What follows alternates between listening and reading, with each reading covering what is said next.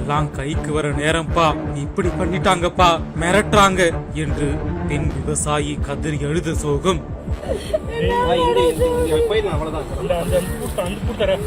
கோர போட்டிருக்கப்பா, கைக்கு வர நேரப்பா, கேட்கவே இல்லப்பா என்று எந்த பர்மிஷனுமே கேட்கலப்பா. டவர் போறேன்னு சொல்லவும் இல்லை. அவங்களா உள்ள பூந்து இன்னைக்கு ஞாயிற்றுக்கிழமை வேலை பார்க்குறாங்கப்பா. நான் இல்லாதப்பா, நான் திருச்சியில குடியிருக்கேன்ப்பா. என்ன நடக்குதுன்னு தெரியல, மிரட்டுறாங்கப்பா, போலீஸ் மிரட்டுதுப்பா. என்ன போலீஸை வச்சுக்கிட்டு என் வயலுக்குள்ள என்ன நுழைய விட மாட்டேங்கிறாங்கப்பா.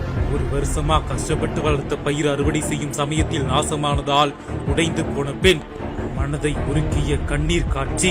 சொல்லாம நுழையிறாங்களே, நான் என்ன செய்வேன்? சொல்லாம நுழைஞ்சா நான் எந்த கோர்ட்டுக்கு போறது? எந்த கோர்ட்டுக்கு போற? ஒரு பொம்பளைக்கு பாதுகாப்பு இல்ல. பொம்பளை பாக்குறாங்க, பொம்பளைங்க ஆண்டுட்டு இந்த பொம்பளை என்ன பண்ணுவான்னு ஈடி கேக்குறேன், டிவியில கேக்குறாங்க.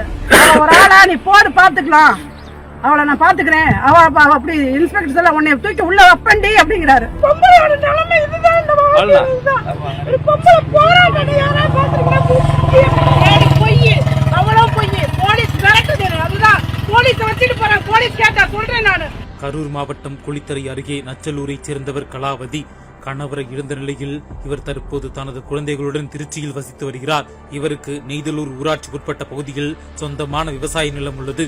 இந்த விவசாய நிலத்தில் இவர் தற்போது கோரை பயிர்களை பயிரிட்டுள்ளார். கோரை பயிர்கள் தற்போது நன்கு வளர்ந்து 10 நாட்களுக்குள் அறுவடை செய்யும் நிலையில் உள்ளது.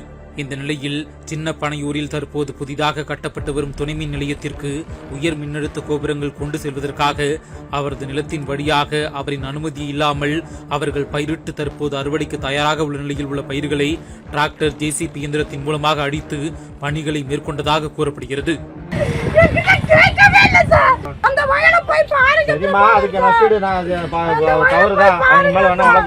இந்த நிலையில் பாதிக்கப்பட்ட பெண் விவசாயி, எனது விவசாய நிலத்தை அழித்ததற்கு உரிய நடவடிக்கை மேற்கொள்ளாவிடில் தனது உயிரை கொள்வதாக வேதனையோடு கூறியுள்ளார். சொல்லாம நுழையிறாங்களே, நான் என்ன செய்வேன்?